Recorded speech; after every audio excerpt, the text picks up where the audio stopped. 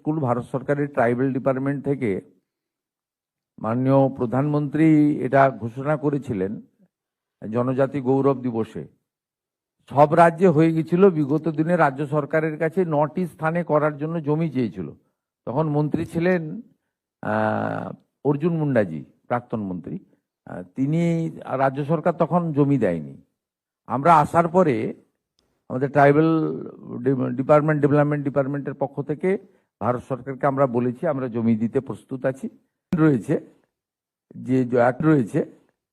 যে একটা ট্রাইবাল পপুলেশনের একটা সিলিং আছে, সেই যেখানে যেখানে যে জেলাতে সেটা ফিট করবে সেই জেলাতেই হবে। স্যার, আর একটা এর বাইরেও আমরা সম্প্রতি উত্তরপ্রদেশ এবং মধ্যপ্রদেশ থেকে কিছু মডেল এনেছি বিজেপি রুল স্টেটে। সেখানে শিডিউল কাস্ট শিডিউল ট্রাইবদের জন্য আলাদা হোস্টেলের ব্যবস্থা ইত্যাদি আছে।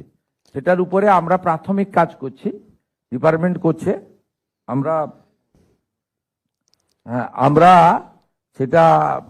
আমরা সেখানেও হোস্টেলের ব্যবস্থা করব। আর দীর্ঘদিন ধরে পেন্ডিং ছিল নবোদয় বিদ্যালয়। আমরা আসার পরে 5 জায়গায় জমি দিয়েছি, স্যাংশন হয়েছে। মালদা, সাউথ 24 পরগনা, পূর্ব বর্ধমান, ঝাড়গ্রাম এবং জলপাইগুড়ি। বাঁকুড়াকেও জমি দিলাম তো আমরা, বাঁকুড়াতেও এটা ট্রাইবাল ইউনিভার্সিটি। মাননীয় মুখ্যমন্ত্রী স্যার, একটা স্মার্ট ক্লাস আর ডিজিটালি স্কিলড বাচ্চাদেরকে করা হবে স্যার, এটা একটু বলবেন স্যার। বললাম তো 1200টা স্কুলকে প্রাথমিকভাবে চিহ্নিত করা হয়েছে, পরপর হবে, আস্তে আস্তে হবে। পিছিয়ে পড়া জেলাগুলিতে অগ্রাধিকার পাবে। Thank you.